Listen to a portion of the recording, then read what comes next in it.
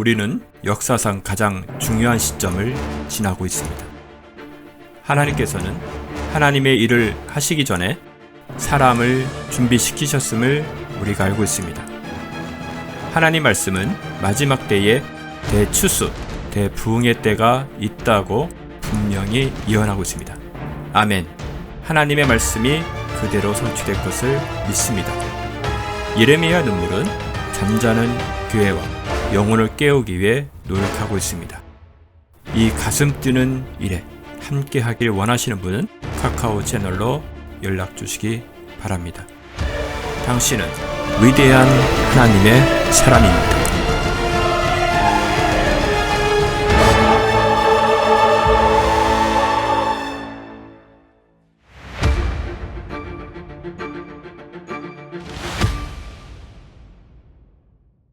에스겔서 45장 9절 17절 2절 우리 같이 9절부터 시작. 주 하나님이 이같이 말하노라.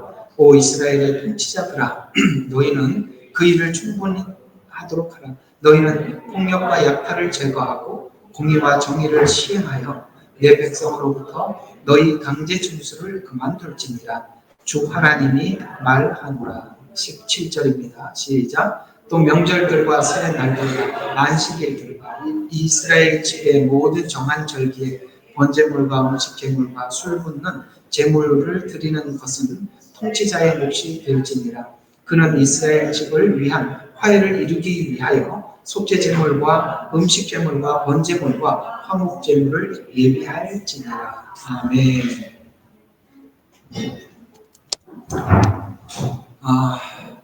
오늘 금방 읽었던 구절을 보면 불가능한, 지금까지 한 번도 없었던 그런 요구같이 오늘 구절을 보면 이스라엘의 통치자들아, 너희는 그 일을 충분히 하도록 하라. 너희는 폭력, 약탈 제거하고 공의와 정의를 시행해서 내 백성으로부터 강제 징수를 그만둬라. 앞에도 하나님이 말하노라, 끝에도 하나님이 말하노라, 이런 말씀을 했죠. 우리에게는 이 이야기가 먼 추상적인 이야기입니다. 그렇죠? 강제 징수를 그만둘지니라. 그런 일도 없었고, 그 다음에 백성들을 약탈하지 마라. 그죠? 폭력으로 다스리지 마라. 이런 일도 없었습니다. 그런 일들이 없었는데 앞에는 하나님이 말하노라, 끝에도 하나님이 말하노라 라고 하면서 이 통치자들에게 이렇게 명령을 하고 있습니다.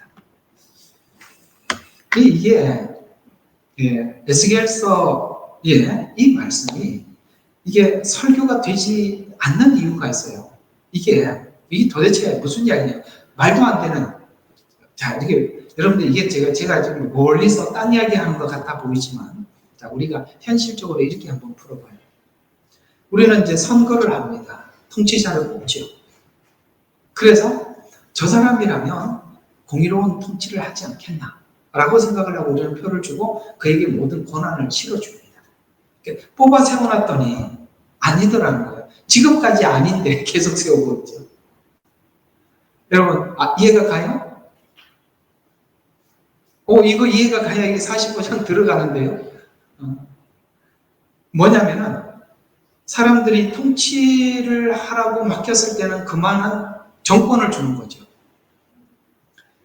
그리고 오늘 여기 그 9절에서 말씀한 것처럼 이런 나라를 세워달라고 사람들이 세우는 거 아닙니까? 그래서 처음에 세워놓으면 지지율이 쭉 올라가요. 세월이 지나면 30%, 20% 뚝뚝 떨어집니다. 왜? 기대에 미치지 못하기 때문이죠. 자, 이 이야기를 그대로 지금 정치 이야기 하려고 하는 게 아니라 이 45장 설명하려니까 그렇게 하는 거예요. 예수님께서 천년왕국의 통치자로 오십니다.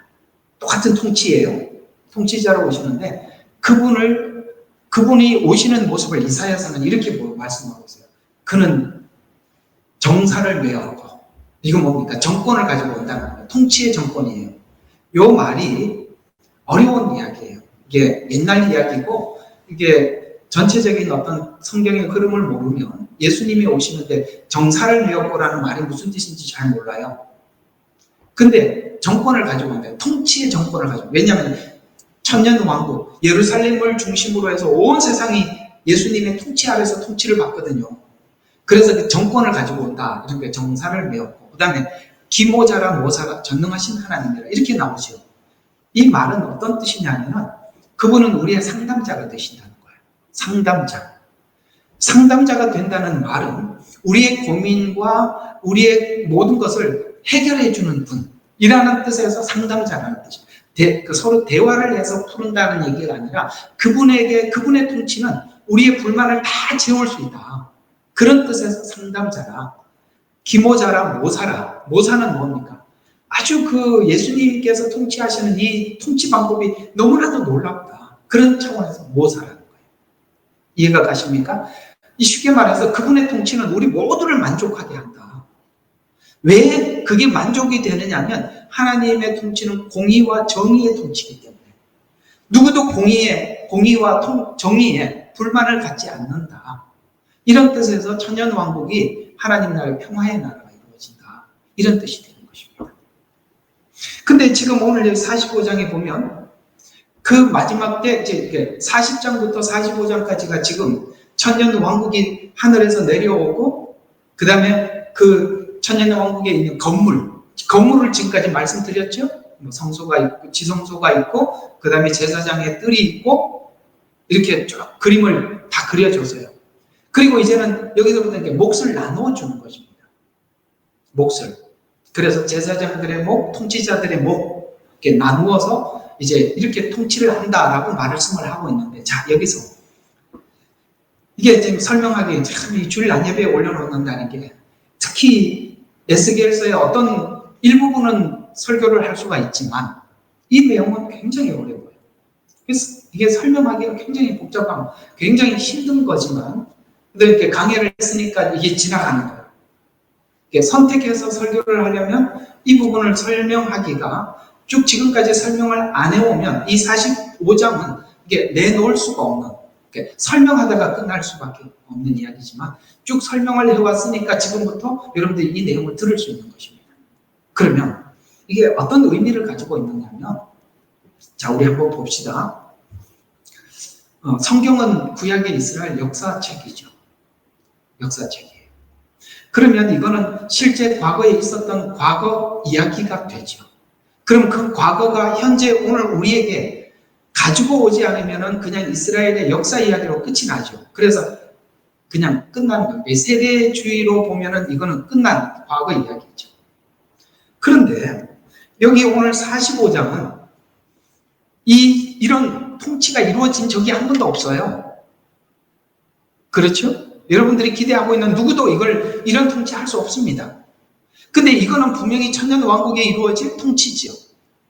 그럼 이거는 천년왕국 이야기니까 미래 이야기니까 현실적으로 나하고 아무 관련이 없을 수 있어요. 무슨 이야기냐면 구약에 있는 과거 이야기가 나에게 지금 현실적으로 내게 적용이 안 되면 의미가 없고, 이건 미래 천년왕국 이야기니까 그런 나라구나. 그때 가보면 이렇게 되겠지 라고 과거형으로 끝나버리면 이건 설교할 일도 없죠. 그냥 그래 알았어 이렇게 끝나는 거잖아요. 이 미래의 예언이 오늘 내게 가져오지 않으면 성경은 우리가 볼 게 별로 없어요. 맞잖아요. 옛날 이야기고 미래 이야기고 지금 나에게는 아무 의미가 없죠. 그러면 성경을 이렇게 두껍게 우리에게 줄 이유가 없죠. 이 이야기도 기록할 이유가 없죠. 이걸 오늘 우리에게 어떻게 하나님께서 이해시키는가를 가져오지 못하면 이거는 설교를 할 수 없는 이야기가 된다 이 이야기예요. 근데 이게 오늘 저와 여러분에게 어떤 의미로 다가오는가를 설명을 들어보면 놀라운 은혜가 이 속에 있다는 거예요. 성경은 히브리서에서 이렇게 말씀하고 있습니다. 예수 그리스도는 어제나 오늘이나 영원토록 동일하다는 말은 과거에 있었던 사건, 성경의 이야기가 현재 또한 미래에도 그대로 이어져 가고 있고, 미래에 있을 하나님의 예언도 그것은 과거에 있었던 일이지만 현재 우리에게도 온다는 거죠. 이렇게 성경을 전체 담아내지 못하면 이 설교할 거리가 없죠. 저도 이렇게 옛날에 강해 설교를 하지 않고 매일 이게 주제 설교를 이렇게 뽑아서 할 때는 제일 힘든 게 뭐냐면 이번 주, 다음 주 무슨 설교를 할 거냐. 그 정성이면 설교 준비가 하고도 남았을 거예요. 다음 주에 뭘 할 것인지 고민할 필요가 없죠. 쭉 가니까. 그게 어렵더라고요. 그리고 오해도 많더라고요. 어떤 오해가 되냐면은, 이거, 목사님 요즘 좀 그런 거 같더니 요즘 이 설교를 가지고 또 우리한테 뭘 하려고 하는구나. 이렇게 딱 서로 부딪히기 시작하면 이 설교가 들어가지도 않고 서로 경계가 되고. 그런데 강의는 그럴 필요가 없죠. 쭉 오니까. 근데 강의를 하다 보면 어떤 어려움이 있냐면은 내가 전혀 접하지 못했던 사건을 내가 풀어내야 될 때가 있어요. 사실 에스겔서를 제가 쭉 여러분들과 설명을 하면서 에스겔서 과거에 제가 설교한 적은 없어요. 근데 이게 한 주 한 주 해가는데 이게 예언서다 보니까 제가 이해하는데도 시간이 걸리고 이 이해했던 것을 여러분들에게 전달하는 것도 만만치 않았습니다. 애먹었습니다. 쉽지 않았어요. 이 에스겔서 특히 주일 낮 예배에다가 올려놓는다는 것은 이게 다른 예배들은 듣는 사람들이 한정되어 있는데 이 주일 낮 예배는 사실 누구나 이렇게 또 오기도 하고 처음 듣는 사람들도 있고 또 처음 교회에 온 사람들도 있을 수 있다 보니까 거기에 맞춘다는 것은 참 어려웠습니다. 지금까지 에스겔서 설명을 했는데 알아듣기는 했죠? 예, 여러분들 알아듣게 하기 위해서 많이 애썼습니다. 예, 그냥 저만 이해할 수 있는 것을 여러분들에게 풀어낸다는 것은 그것도 쉽지 않은 이야기죠. 그러나 이게 있습니다. 풀어내기 어려운 이야기 속에 하나님의 깊은 의미를 담고 있다는 것도 아셔야 됩니다. 그러니까 풀어내기 어렵다는 것만큼 깊이가 있다는 것도 이해를 하셔야 되는 것입니다. 아시겠죠? 그런 의미에서 오늘 여기 금방 하나님께서 통치자들에게 요구했던 이 통치가 지금까지 없었고 지구상에 지금까지 없었고 앞으로도 없을 거예요. 근데 지금 주가 말하노라 누구에게 말을 했냐면 통치자들 그들에게 말을 했어요. 근데 천년왕국에 하나님이 주가 말하노라라는 이 말이 어떻게 들리느냐예요. 이들은 지금 마지막 때 통치할 사람들은 주를 위해서 복음을 전하다 순교한 자들이에요. 그만큼 하나님의 말씀에 절대적이었던 사람들이었어요. 이들에게 하나님이 주가 말하노라라는 이 말은 자기 생명을 걸고 받드는 말씀이 되는 것입니다. 그래서 여러분들이 이 성경 말씀들을 주가 말하노라라는 이 말을 얼마나 큰 소리로 듣고 얼마나 위험 있는 말씀으로 듣고 그걸 말하는 분이 어떤 분이라는 것을 여러분과 제가 인식을 어떻게 하느냐에 따라서 중간에 이 하나님이 이렇게 너 세금 거두지 마라. 그 다음에 폭력으로 대하지 마라. 내 백성들을. 이런 말들을 마음에 얼마나 두고 실천하느냐. 실천하는 사람이 주가 말하노라라는 이 주를 어떻게 보느냐에 따라서 다르다 이 말이에요. 이해가 가요? 그래서 천년왕국이 왜 공의와 정의가 이루어지느냐면 예수님이 그 지혜와 기묘자라 모사라 전능하신 하나님이에요. 그분이 말씀하시는 그 말씀이 백성들을 통치하는 통치자들에게 이렇게 하라라고 말씀하였을 때 그 통치자들이 어떻게 받아들이겠어요? 그래서 교회의 부패와 모든 부패는 통치자들의 부패로 인해서 불만에 의해서 역으로 나타나는 것인데 이들은 주님의 말씀에 목숨을 걸고 순교까지 했던 사람들. 그럼 이들은 오늘 하나님께서 예수님께서 하시는 이 말씀을 어떻게 받들어 섬기겠어요? 바로 이 부분입니다. 여러분들이 어느 날 갑자기 하나님의 말씀을 정말 큰 소리로 듣고 그 위험 있는 말씀으로 듣는 게 아니에요. 지금 여러분들이 그 말씀을 어떻게 받드느냐가 훗날 이렇게 돼가는 것이지. 아시겠어요? 나는 어느 날 갑자기 되지 않겠어? 그 어느 날은 안 옵니다. 지금 여러분들이 하나님을 어떻게 인식하고 받아들이느냐에 따라서 표를 받을 때 목숨을 내놓기도 하고 우상에게 절하지 않는 것이지. 그때 되면 되지 않겠나? 안 돼요. 안 된다니까요. 지금 우리가 평범한 일상을 살아가는 이 생활 속에 우리가 하나님을 어떻게 받아들이고 받드느냐, 이게 그렇게 중요하다는 것입니다. 자, 그래서 오늘 이 이야기를 중심으로 해서 오늘 주시는 이 45장이 주는 은혜를 우리가 함께 나눠보도록 하겠습니다. 자, 1절과 6절은 앞에 성소와 제사장들, 레위인들이 할당받을 땅, 먼저 통치자들의 몫을 먼저 내놓는 게 아니라 제사장들을 먼저, 그 순서가 제사장, 그 다음에 통치자로 나온 것은 누가 우선이라는 거예요? 제사장이 우선이라. 그래서 먼저 제사장들에게 나누어줄, 그래서 이렇게 한번 봐요. 자, 대통령이 있어요. 예를 들어서 그냥 우리가 편하게 이해합시다. 지금 구조를 다 깨뜨리고 이렇게 한번 생각해요. 대통령이 통치를 하는데 지금은 뭐 이렇게 다 전화도 하고 온라인도 있고 그렇지만 옛날 같으면 직접 말을 전달을 해야 되니까, 그러면은 대통령이 있으면 대통령궁이 있다고, 왕궁이 있다고 합시다. 그러면 가장 가깝게 대통령의 왕의 말을 받들 사람을 가장 가깝게 두고 그 다음 사람을 그 다음 멀리 이렇게 두겠죠. 근데 지성소를 중심으로 해서 가장 가깝게 둔 건 누구냐면 제사장이에요. 그 다음에 누구예요? 통치자예요. 이렇게 둔 것은 그들의 중요한 순서에 따라서 제사장의 목, 그 다음에 통치자의 목, 이렇게 순서대로 나온다 이 말이에요. 그러면 성소와 제사장들이 레위인들이 할당받을 땅에 대해서 말씀을 앞에다 했고, 이 내용을 기록한 이유는 현재 오늘 이 본문이 우리에게 주는 의미는 너희들이 지금 현재 신앙의 실패 원인이, 여기 그발 강가에서 이 예언을 썼잖아요. 포로로 잡혀있는 상태에서. 그러니까 지금 너희들이 이 상태가 이 꼴이 된 이 형편의 이유가 뭐냐면 레위인을 중심으로 행하지 않았기 때문이다 라고 오늘 이 구조를, 지성소, 그 다음에 제사장, 그 다음에 통치, 레위인을 중심으로 행하지 않았기 때문이다 라고 오늘 하나님이 이 순서를 보여줌으로써 우리에게 어떻게 해야 하나님 앞에 우리 신앙생활을 경건하게 유지할 수 있는지를 이 구도를 통해서 설명을 해주고 있는 거예요.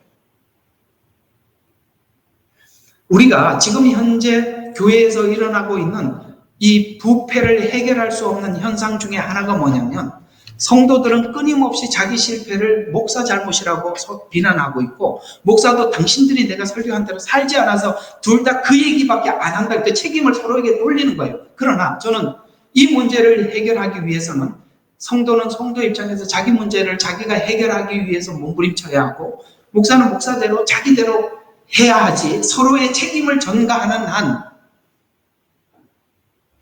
책임을 전가하고 뒤에 오는 것은 자기 죄를 덮고 자유하는 것입니다. 그러면 죽어도 해결이 안 되는 것입니다. 그러면 계속 교회는 무너져가고 해결되지 않을 겁니다. 회복은 불가능할 겁니다. 맞지요? 예, 자기 문제를 자기 문제부터 해결해야죠. 자꾸 남의 티만 쳐다보고 하지 말고 자기 눈에 들보를 보셔야 되는 거예요. 이게 되지 않으면 해결이 안 되는 거죠. 그래서 오늘 이스라엘 백성들이 지금 실패의 원인이 레위인을 중심으로 행하지 않았기 때문이라고 말하는 것은 하나님이 답을 주잖아요. 레위인을 중심으로 살아라. 교회를 중심으로 살아라는 거예요.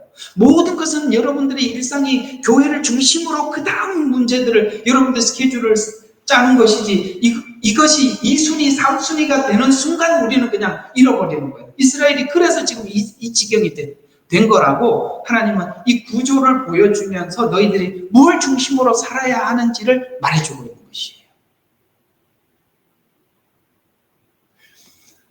그래서 이 또 예언적 의미, 미래형, 이 예언적 의미로는 천년 왕국에 때 세워질 제사장에 대한 예언을 예표로 하고 있습니다. 두 가지 의미. 하나는 우리에게 주는 의미는 이렇게 레위인을 중심으로, 교회를 중심으로 우리가 모든 삶을 이렇게 살아야 한다라는 이야기인 것입니다.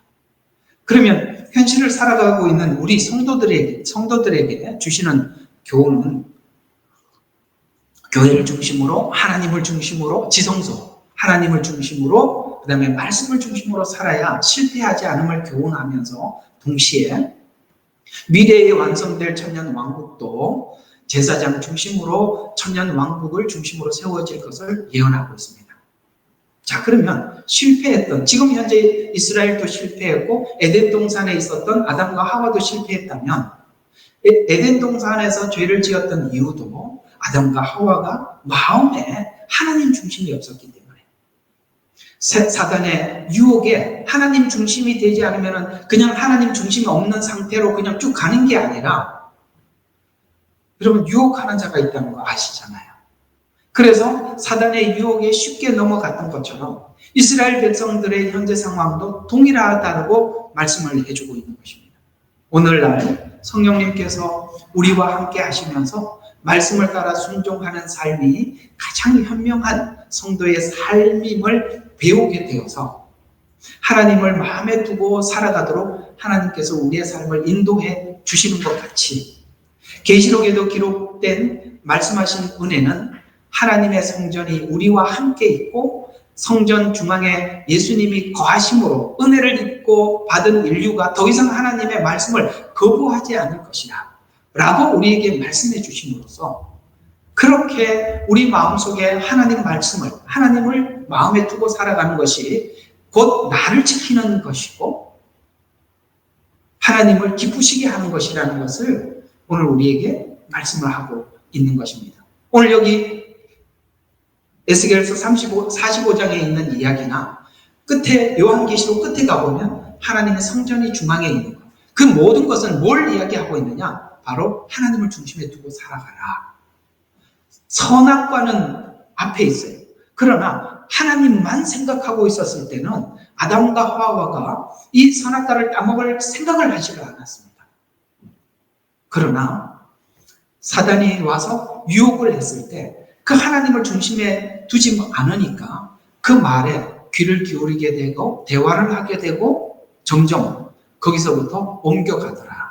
그래서 우리가 이런 게 있어요. 하나님 말씀만 생각하고 다른 생각을 안 할 때는 여러분 자신이 신앙이 하나님 앞에 견고하게 지켜져요. 그러나 거기에서 이제 우리 다른 생각들을 하나 둘 받아들이게 되고 또 다른 생각을 하고 또 다른 생각이 다른 생각을 낳고, 해보셨으니까 이해하고 있으니까 그냥 가만히 있는가. 아마 여러분들이 안 그런데 그러면은 저보고 아닌데요 이렇게 손을 줄 텐데, 이렇게 아무 소리 안 하는 걸 보면 아 맞구나 이렇게 이해하고 설교하겠습니다. 그죠? 하나님 그런 게 있어요. 우리가 하나님만 생각하고 다른 생각하지 않아요. 그 어떤 환경이 오면 말씀을 딱 생각을 하고 하나님 주신 말씀이 올 거예요. 그냥 그대로 거기서 다른 걸 딱 받아들이지 않고 그냥 쫙 가버리면 되는데, 알겠습니다 하고 그래도 이렇게 이제 그래도로 넘어가면 이제 그래도가 그래도를 낳고 그러므로가 가는 겁니다. 여러분 이걸 만들면 안 돼요. 우리가 그리고 그러므로 그리고 이런 거 하면 안 된다 이 말이에요. 그래서 성경은 단순하게 반응하래요. 예 아니면 아니오로 대답하라는 거예요.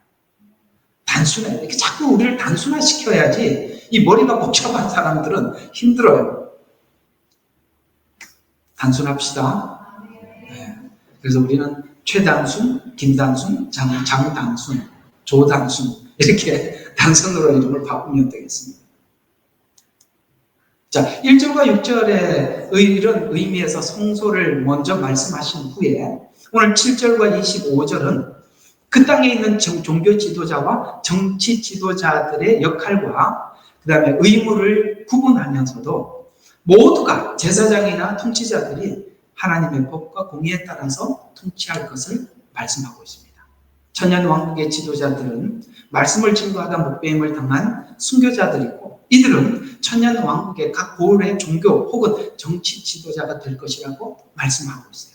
이들이 받은 땅과 통치에 관해서 말씀하시는 이유는 다윗도 신정청 통치에 위임을 받아서 이스라엘 땅을 공의와 정의로 다스린 것처럼 하나님으로부터 위임받은 통치자들은 백성을 주신 땅을 공정하게 다스리고 그 다음에 지정한 절기에 제물을 바치는 의무를 수행하는 것을 말씀하는 이유도, 그들은 단순한 권력을 위임받은 권력자가 아닌 뭡니까? 하나님으로부터, 그래서 하나님 앞에 절기를 지키고 하나님 앞에 나아가서 이걸 함으로써 항상 멀리지만 그 통치를 하나님께서, 예수님께서 주시는 그 통치 방법을 그대로 계속 기억하라는 거예요.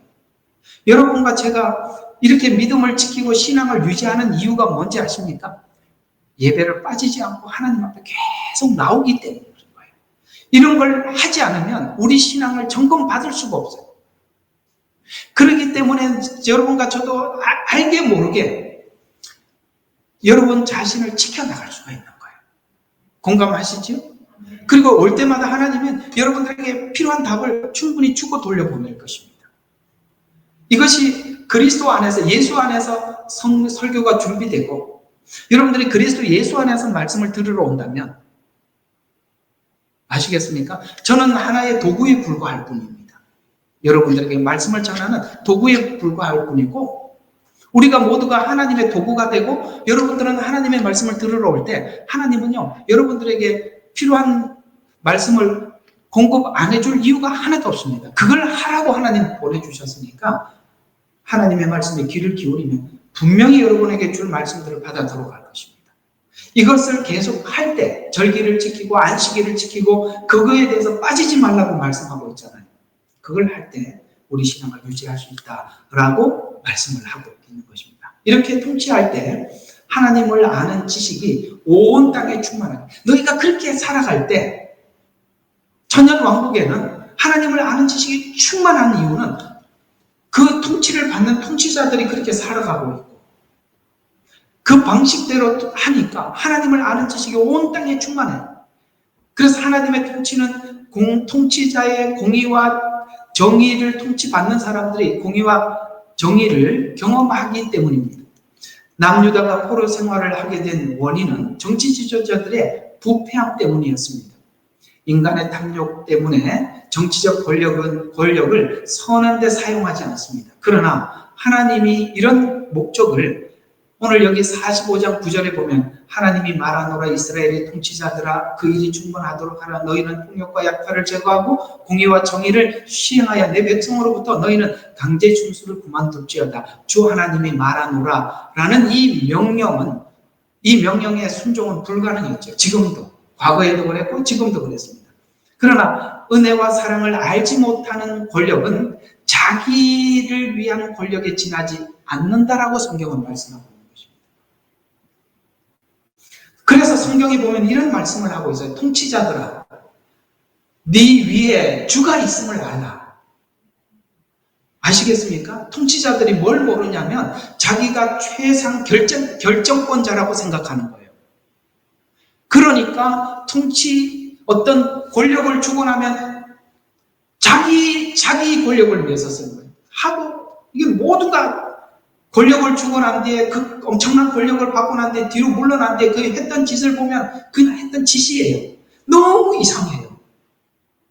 너무 많이 속이고. 여기서 여러분 누가 깨끗하다 이런 생각 아무도 하지 마십시오. 다 똑같습니다. 그건 다 환상입니다. 불가능한 이야기예요. 다윗이 하나님의 신정 통치를 했습니다. 인간의 몸을 입은 다윗은 이겨내지 못한 게 있잖아요. 아시죠? 인간은 한계가 있는 거예요. 그래서 그 권력이 물욕으로 가든지 정욕으로 가든지 어디로 가든지 가게 돼 있다 이 말이에요. 다윗은 다 좋았는데 인간의 약함을 넘어가지를 못했던 거예요. 그래서 다윗이 마지막에 이불을 덮어도 따뜻하지 아니한지라 라고 해서 그 아비삭이라 맞죠? 이름이? 그 아비삭이라는 여인을 함께 이렇게 침실에서 자게 만들었어요. 근데 성경에는 그 이야기를 가지고 끝에 이상한 말을 하나 남겨요. 그러나 동침치는 아니하였더라. 무슨 이야기예요? 극복했더라. 늙어서 이렇게 된 거예요. 재밌죠? 그런 이야기들을 알고 들어보면 그걸 이렇게 못한 거구나 이해할 수 있습니다. 그래서 두 가지예요. 우리가 젊어서 정욕과 무욕을 넘어갈 수도 있고 그게 안 되면 늙어서 힘이 없어서 넘어가는데 대충 보면 늙어서 넘어간다는 게 안타까운 거예요. 우리가 젊어서 이 문제를 해결할 수 있다면 그리스도의 빛으로 살아갈 수가 있을 텐데 그걸 그때 힘이 다 빠져서 할 수 없어서 간다면 그건 참 세상 사람들과 뭐가 다르겠나요? 세상 사람들도 그건 그 시간에 넘어가더라니까요. 아시겠죠? 예, 우리가 하나님 영광을 위해서 살려면 사실 처절하게 싸워야 하는 것이고, 그 처절한 싸움을 이기려면 은혜를 끊임없이 사모해야 하는 것입니다. 그래서 이 은혜와 사랑을 알지 못하면 권력은 자기를 위한 권력에 지나지 않아요. 그러나 천년 왕국에서는 왜 그것이 가능하냐? 은혜를 입고 은혜의 복음을 전하기 위해서 순교한 자들이 그 계명을 지키기 위해서 우상에게 절하지 않고 표를 받지 않고 지난날 과거에 정말 주를 위해서 살았던 사람들이 통치를 하게 됩니다. 그것이 그 모든 일들이 정말 교회, 지금 현재 교회도 그래요.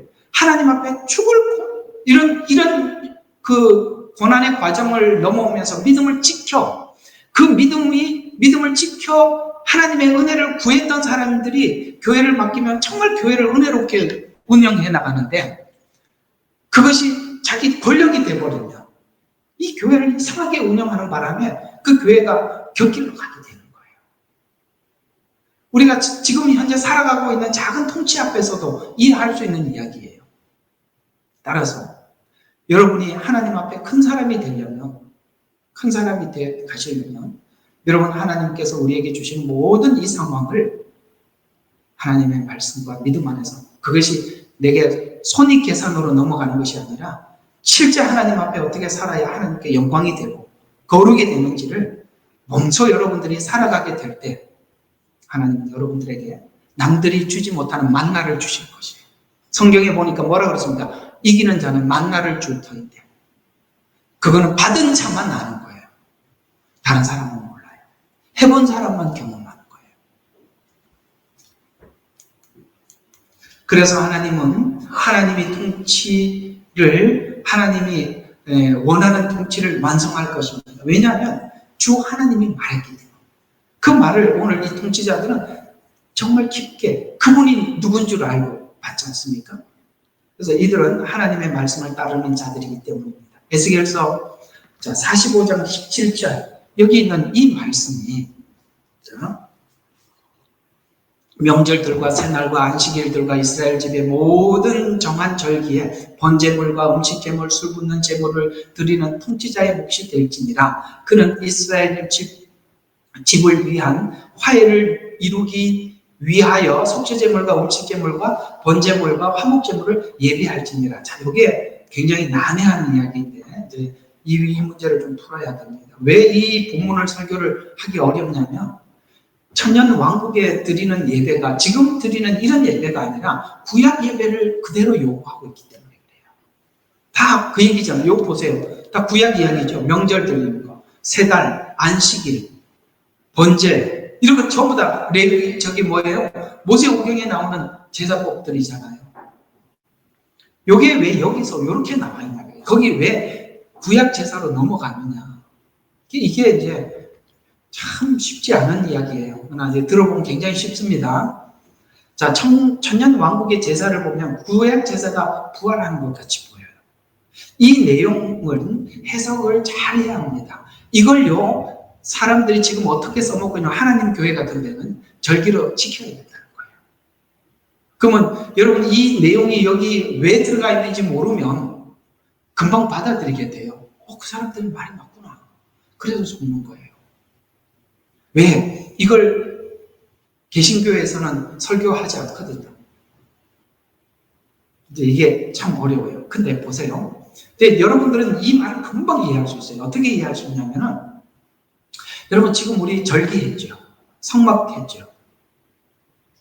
그 다음에 제사했죠. 화요일날 성경 공부 이야기하는 거예요. 다 했죠. 근데 거기 있는 이야기들이 전부 다 무슨 이야기였어요? 예수님 이야기였어요. 십자가 복음이었어요. 맞죠? 이야기는 이런 이야기가 되는 것입니다. 지금 이 구약 제사를 통해서 예수님 십자가의 죽음을 예표하는 이야기를 그들이 이걸 하면서 지금 누가 그 예배를 받고 있어요? 하나님이 받아요. 천년왕국에 하나님이 계세요. 예수님이 계세요. 예수님이 주인이시잖아요. 그래서 예수님께 이 제사를 드림으로써 구약에 있었던 이런 모든 예표가 십자가를 예표하고 있다는 것을 주체인 원형인 예수님을 앞에다 두고 보면서 구약이 신약에 있는 그 십자가 복음이라는 것을 이들에게 열어주는 시간이에요. 기가 막히게 맞아떨어졌죠? 왜 그럴 수밖에 없느냐? 왜 이렇게 해석을 해야 되느냐? 천년왕국에 육체로 들어가는 사람들이 대부분, 자 보세요. 전 3년 반과 후 3년 반이 7년을 왜 7년 전체로 하지 않고 왜 반을 나눠놨느냐? 전 3년 반의 역할과 후 3년 반의 역할이 다르기 때문에 그래요. 전 3년 반은 14만 4천이라는 유대인들이 하나님 앞에 돌아오는 시간이에요. 이게 로마서에서는 이렇게 말씀하고 있어요. 이스라엘 백성들이 주님을 부인하는 바람에, 거부하는 바람에 이 복음이 이방인에게 흘러갔다고 여러분 다 알고 있는 이야기죠. 그래서 지금이 이방인의 때라고 하고 있죠. 그리고 이제 이스라엘이 충만하게 돌아오면 그것이 어떠하겠느냐라고 이렇게 질문만 했어요. 그러니까 거부했는데 이방인들이 이렇게 복을 받았다면 이스라엘이 충만해질 때 과연 이방인들은 어떻게 했느냐, 이런 말이거든요. 그러면 이 충만해지는 시간이 분명히 7년이죠. 왜냐하면 각 지파에 12,000 해갖고 14만 4천이 나오는데 이 12,000이라는 말은 이런 상징적인 의미를 가지고 있어요. 충만하는 이런 의미를 가지고 있어요. 이 충만함이라는 말이 로마서에 충만하면 어떠하겠느냐라는 이 충만함이 요한계시록에는 12,000으로 등장한단 말이에요. 그래서 이게 뭘 의미하냐, 전 3년 반을 통해서 이스라엘이 충만하게 돌아온다 라는 말을 이미 바울은 로마서에서 충만함이라고 말을 했고 충만하게 돌아온다는 거예요. 근데 이스라엘만 돌아가는 게 아니라 돌아오다 보니까 누가 따라왔어요? 히로드이고 무리들이 엄청나게 따라온 거예요. 그래서 전 3년 반은 이스라엘의 하나님께서 준비하고 남은 자들이 돌아올 겁니다. 그리고 이방인들이 엄청나게 돌아올 겁니다. 그때 두 증인이 활동하는 시간이죠. 근데 후 3년 반에 누가 있냐면, 요게 요한계시록에 보면은 안 보이게 숨어서 지나가는 메시지예요. 이게 어떤 메시지가 있냐면은 두 증인이 부활하고 승천하고 올라가는 거예요. 그때 그걸 보고 하나님을 경외하는 자들이 있어요. 후 3년 반 보면 전부 다 두 짐승이 활동하고 두 짐승들이 자기 마음대로 활동을 하는데 그때 우상이 세워지고 거기 절을 하라 그러고 표도 강제성을 띱니다. 그러나 그들이 그걸 거부하는 사람들이 있어요. 이 사람들이 천년왕국에 육체로 부활을 하는 사람들입니다. 이들은 두 증인의 메시지를 듣고 전 3년 반에 돌아오지는 않았지만 후 3년 반에 그들이 견딤으로 구원을 얻어서 그들이 거기 남아있는 거예요. 그걸 지금 천년왕국 때 통치를 할 때 통치 지배를 받는 사람들 대부분이 이 사람들이에요. 근데 천년왕국 때 인원수가 엄청나게 늘어날 거라고 했죠? 700년, 800년을 두고 자녀를 낳으니까 엄청날 겁니다, 숫자가. 근데 이들이 기본적으로 알고 있는 복음은 구약이에요. 유대인들이 대부분이니까. 아시겠어요? 그래서 오늘 여기 이 구약 제사를 그대로 부활해서 그때는 하나님께, 보이지 않는 하나님께 구약 제사를 드렸지만 천년왕국 때는 예수님께서 예루살렘의 지성소의 주인이 되셔서 거기 앞에 와서 제사를 드림으로써 지금 구약에 드렸던 이 제사의 주인공이 저분이시구나, 이게 복음이구나, 그렇게 알게 하도록 하기 위해서 구약 제사를 설명한 겁니다.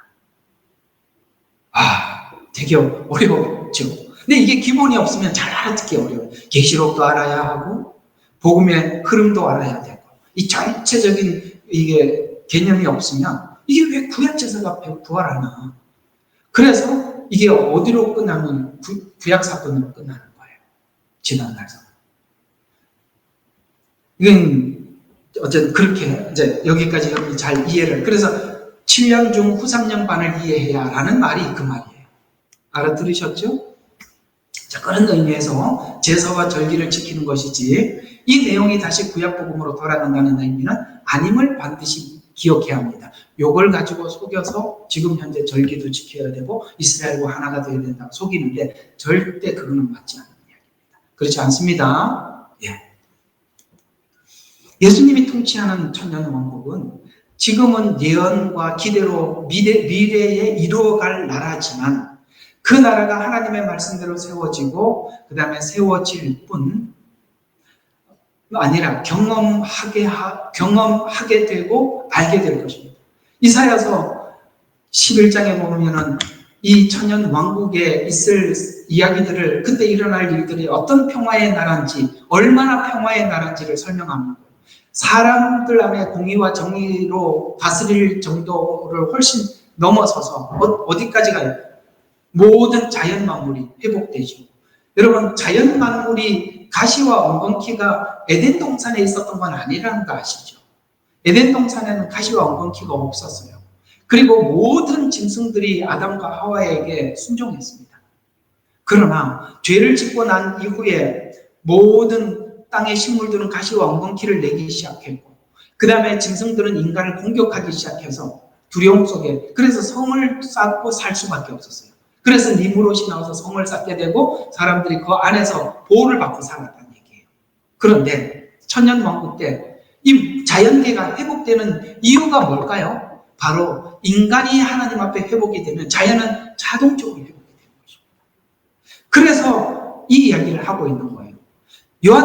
요한계시록에 있는 7년 환란도 인간을 하나님께서 심판하기 위해서 자연을 하잖아요. 불이 타고 그 다음에 강에 바다에 해와 달과 별들이 다 그게 뭐예요? 인간 때문에. 그러나 천년왕국 때 이 모든 것이 회복돼요. 그러니까 이게 뭐예요? 자연계가 이렇게 무너지는 것은 죄와 관련이 있고 자연이 회복되는 것도 인간의 죄가 회복될 때 회복된다는 말을 이사야서 11장에 6절과 8절에 보니까 천년왕국의 평화, 이리와 어린 양, 표범과 새끼 염소 이 둘이 전부 다 상극이잖아요. 보면 잡아먹는 관계잖아요. 그리고 사자와 어린아이가 이들을 이끌 것이고 암소와 곰, 사자가 소처럼 짚을 먹고 고기를 안 먹어요. 짚을 먹어요. 그래서 젖 먹는 아이가 독사굴에 손을 넣을 만큼 자연계가 평화, 땅에는 정의와 공의, 이해가 가시죠? 이것이 예수님의 통치 아래 들어갈 때만 가능하다는 거예요. 여러분들도 그걸 마음에다 두면 그렇게 살게 되고 아시겠죠?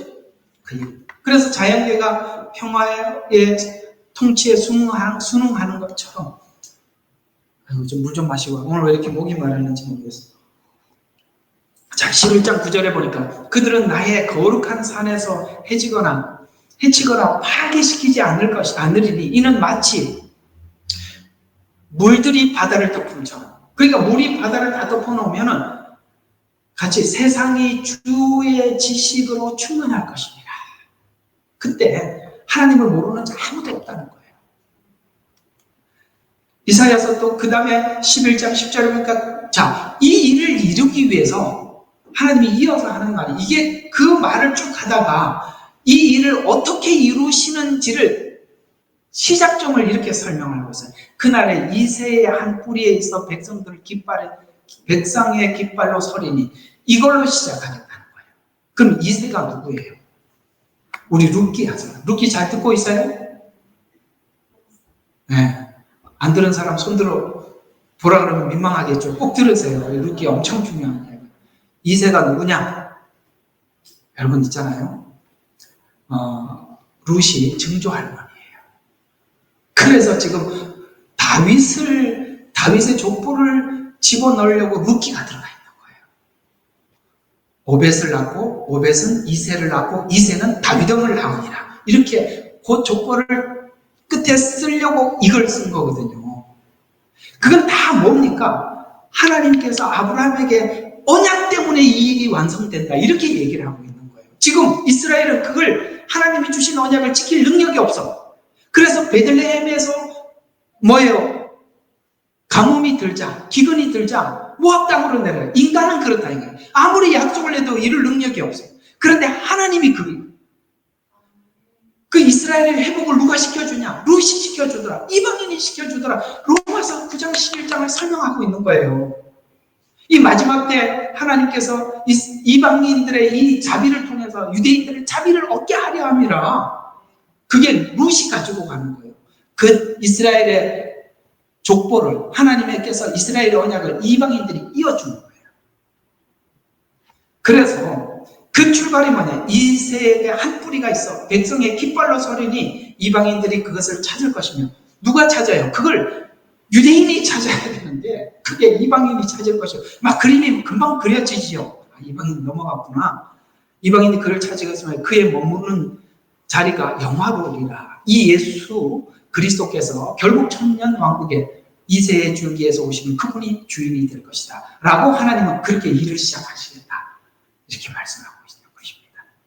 이 소망의 참 미래를 예언자들이 바라봤어요. 아, 이게 지금 무슨 이야기인지 하나님께서 예언자들이 딱 보고 많은 예언자들이 와, 그날이 올 것을 믿고 이렇게 하박국은 외쳤어요. 하박국서 2장 14절을 보니까 땅이 여호와의 영광으로 인하여 물이 바다를 덮은 같이 충만할 것이다. 하나님의 말씀을 받고 예언을 받은 사람들은 이 지점을 보는 거예요.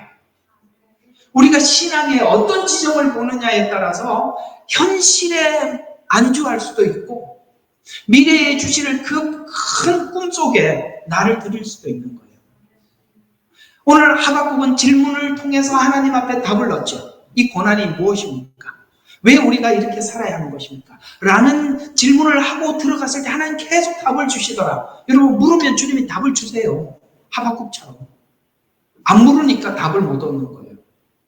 그래서 결국에는 어디로 갔어요? 야, 이런 날이 올 거다. 여호와의 영광으로 인해서 물이 덮은 것 같이 충만할 것이다. 지금 하박국이 살고 있는 세상과 하나님의 영광, 이거는 지금 현재로는 기대할 수 없는 상황이지만 하나님 그날을 주실 것이다. 그래서 이 예언은 지금 현실은 하나님의 통치를 거부하고 있고 은혜를 받아 변화된 자들이 통치를 위임할 때 우리가 예수님 그분을 증거하며 통일된 공의와 정의가 풀어질 것이다. 그때는 사람들의 의견 충돌이 없다 이 말이에요. 하나님이 주시는 말씀 안에서 통치하기 때문에 충돌이 없어요. 천년 왕국의 통치는 우리 예수를 믿는 성도들에게 큰 위로가 됩니다.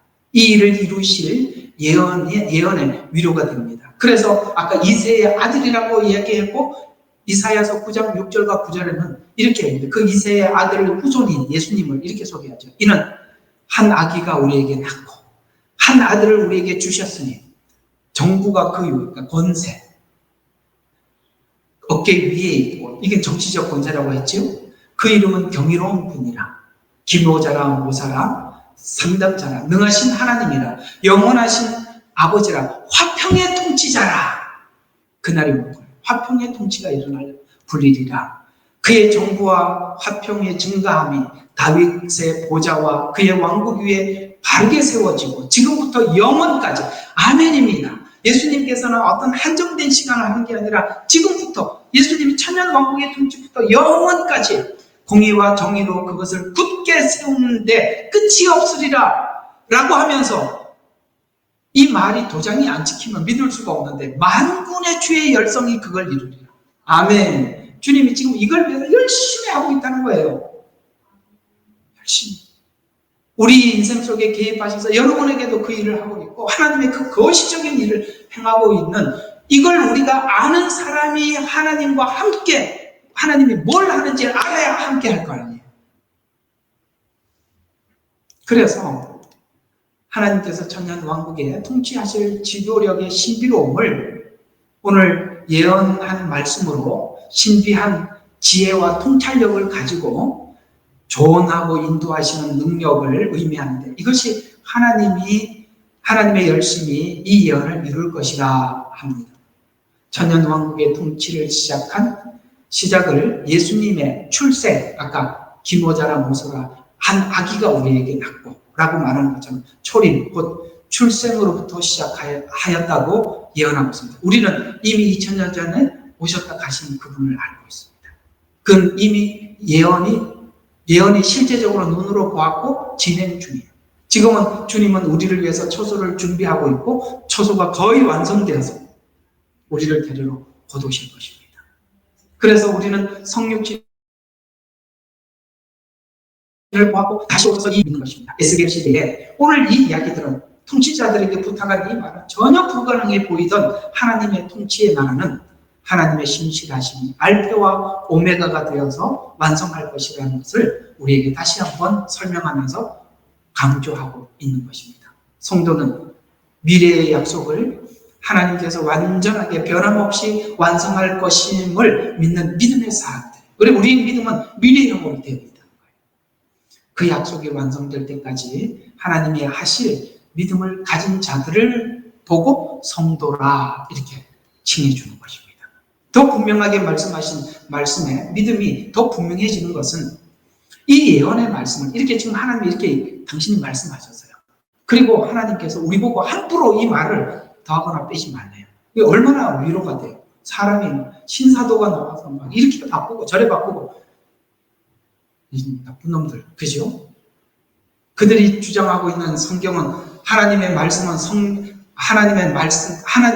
하나님의 말씀 도된대요. 무슨 도됩니까? 이게 만도, 이 말이 엄청 중요한 거 아시죠? 도된대. 그럼 어떤 건 아니라는 거예요. 그러면 이 사람들이 어디까지 헛소리를 했냐면 성경 구약의 십계명하고 신약에는 주기도문만 하나님 말씀이래요. 왜? 십계명은 하나님이 직접 쓴 글이고 십계명은 주기도문 예수님이 직접 가르쳐줘요. 직접 입에서 나온 거니까. 다른 말들은 제자들이 보고 썼다는 거예요. 그거는 아닐 수도 있다는 거예요. 여기까지 왔는데 교회가 별 반응이 없어요? 그것도 그 그룹에 들어가. 이 지경까지 온 거예요. 여러분, 우리가 얼마나 마귀가 교회를 길들여 놓았는지 갖다 줘도, 선악과 갖다 줘도 이제 지금 먹음직하고 보암직해서 이제 먹기 직전이에요. 이 지경까지 왔다고요. 그만큼 우리를 혼란스럽게 만들었다는 거예요. 우리가 이걸 지키기 위해서는 끊임없이 강단에서는 말씀을 지켜야 되는 거예요. 이게 다 강단이 무너져서 그런 겁니다. 계속 우리가 하나님의 어떠하심을 우리가 계속 설명했더라면 사람들이 이렇게 동조했겠어요? 안 했을 것입니다. 그래서 주님은 이거 하나님께서 한 말이니까 너희들 마음대로 더하거나 빼지 마라 라고 하면서 빼거나 더하는 자는 왜 그걸 하냐면은 자꾸 성경을 자기 실력만큼 하나님을 생각하기 때문에 이게 제가 자꾸 이런 이야기를 하는 거예요. 여러분, 돌아가는 사건 중심으로 성경을 보지 마라. 세상은 이런데 그게 과연 하나님 말씀대로 될까요? 왜냐하면 세상이 이 방향으로 가는데요. 하나님이 갑자기 이걸 확 바꿔놓을 수 있을까요? 그럼요. 바벨탑 한순간에 무너뜨리신 분이에요. 하나님께서 제국을 하루아침에 바꾸신 분이세요. 반전의 하나님, 왜 그걸 못 믿어? 그거 안 믿는 거지요. 하나님이 이 큰 기류를 바꿔놓을 수 있을까요? 그럼요. 바벨론이 하룻밤에 무너졌는데요. 그건 다 자기 수준에서 하나님을 보는 거예요. 그럼 하나님하고 자기랑 비슷비슷할 거예요. 그죠? 자, 빼면 이름을 지우고 더하면 재앙을 더한다고 해서 우리 마음대로 해석하지 못하게 만든다는 거예요. 그래서 빼고 지우는 책임이 상대에게 있음을 지적하고 있어요. 지금은 선악과에서 먹지 말라라는 이 명령을 자꾸 하와에게 생각을 바꾸는 작업을 하듯이 그렇게 많이 바꿔놔서 이제 스스로 선악과를 따먹는 거예요. 그 다 성경을 자기 마음대로 변형하는 것입니다. 지금 그 시대에 우리가 살아가고 있습니다. 우리가 고수해야 될 것은, 지켜야 할 것은 하나님의 말씀의 변함없음에 대해서 우리는 요지부동이 되어야 되고 무엇과도 바꿀 수 없어야 하는 것입니다. 자, 오늘 이야기들을 정리해 보겠습니다. 지금은 바벨론 생활과 같이 희망 없는 암울한 시간을 보내야 하는 이스라엘 백성들은 미래에 완성될 성전을 바라보면서 지금 실패의 원인이 하나님을 그 마음의 중심에 두지 않았기 때문이라고 지적을 하면서 이 세상을 살아가는 동안 하나님의 말씀을 마음에 두고 살아갈 때 우리에게 어두운 시간을 보내지 않아도 된다. 굳이 이런 어려운 시간을 보내지 않아도 된다라고 우리에게 가르치고 있습니다. 그러나 궁극적으로는 미래에 재림하실 예수님께서 이 땅에 오셔서 천년 왕국을 통해서 하나님의 통치를 통해 공의와 정의의 나라를 누릴 것이며 그 나라는 영원할 것이다 라고 미래형으로 약속하고 있는 것입니다. 우리가 살아가는 세상에 다행이며 감사한 것은 정직한 양심을 가진 자들이 가진 양심의 나라가 예수 그리스도 안에서 약속되어 있다는 것이에요. 양심을 사단에게 팔지 않는 그들에게 하나님의 나라는 약속되어 있다는 것입니다. 다시 한번 우리가 그날을 기대하면서 지금 현실 속에 살아가고 있는 이 시간이 답답하죠. 그래서 주님께서 구원하실 그 약속의 말씀에 이 말씀을 한 번 더 우리가 위로를 받자는 거예요. 참 저는 이 말씀이 그렇게 위로가 될 수가 없어요. 막 보면 스트레스가 너무 받아요. 교회도 막 보면 이거 막 뻔한데도 전부 다 막 그러고 앉아있고 세상도 그렇고 이게 뭐 지금 죄와 악이 그냥 너무 열받아. 그러니까 열받으니까 오늘 이 말씀 우리 위로를 받자고요. 자, 베드로후서 2장 7절과 8절 우리 이 말씀 같이 합독하면서 한번 위로를 받고 오늘 메시지를 마치보겠습니다. 시작. 사악한 자들의 음란한 행실로 인하여 고통당하는 곳을 건져내셨으니 이는 그 의인이 그들 가운데 살면서 날마다 그들의 불법적인 행동을 보고 들음으로써 그의 의로운 혼이 고통을 당하였습니다. 그래서 주님이 오신다는 거예요. 내 백성들이 이 불의한 곳에서 너무 고통을 당하는 걸 보고 하나님이 우리를 건지러 오신대요. 제발 좀 빨리 왔으면 좋겠어요. 너무 속상해요. 제가 정의로워서 속상한 게 아니라 최소한 인간의 선이 있잖아요. 그게 넘어도 이렇게 넘을 수가 없어요. 징글징글해요. 어떻게 동성애가 합법이 될 수가 있어요? 어떻게 인간이 그럴 수가 있냐 이 말이에요. 그걸 또 지지하고 축제를 하고 진짜 욕밖에 안 나와요. 이걸 우리가 늘 보고 있어야 되고 거기에서 항의를 해야 되고 어떻게 세상이 이런 걸 받아들일 수가 있냐 이거죠. 부모를 거역하고 그렇죠? 이단이 나와서 그 거짓말하는 사기꾼들인데 사람들이 거기 가서 박수치고 자기 인생 모든 걸 내놓고 말이죠. 이렇게 불법이 이렇게까지 된 적이 최소한 우리가 이렇게 된 지 몇 년 됐다고 생각해요. 그 짧은 시간에 이렇게까지 됐다는 거예요. 우리는 매일 그런 소식을 듣고 있어요. 여러분 소돔에 있었던 나는 이 두 사람이 그렇게 헷갈리는지 몰라요. 롯이 얼마나 고통스러웠겠어요. 그렇잖아요. 그걸 구원하기 위해서 하나님께서는 소돔과 고모라 성을 심판하셨대요. 의로운 롯. 그런 것처럼 주님은 우리의 신음소리를 듣고 오실 것을 믿습니다. 그때까지 우리 잘 서로 지켜내도록 우리 서로 하나가 되고 협력하고 그렇게 살았으면 좋겠습니다. 기도하고 마치겠습니다. 사랑의 하나님 아버지, 오늘은 에스겔서 45장에 있는 말씀을 통해서 우리 하나님께서 주시는 귀한 말씀들을 함께 듣고 은혜를 받았습니다. 그렇습니다. 우리가 교회를 중심으로 말씀을 중심으로 아버지 하나님 살아가는 것이 얼마나 소중한지 그것이 우리를 얼마나 지켜주는지 알았습니다. 하나님, 우리가 말씀을 떠나게 하고 또 교회를 떠나게 하고 또 아버지 하나님 이렇게 떠나게 하려고 하는 이 수많은 사단의 세력들의 미혹에 넘어가지 않게 도와주시고 우리가 끝까지 하나됨을 힘써 지키라고 하신 것처럼 우리가 하나되는 일에 힘을 쓰게 해주시옵소서. 예수님 이름으로 감사하며 기도드렸습니다. 아멘.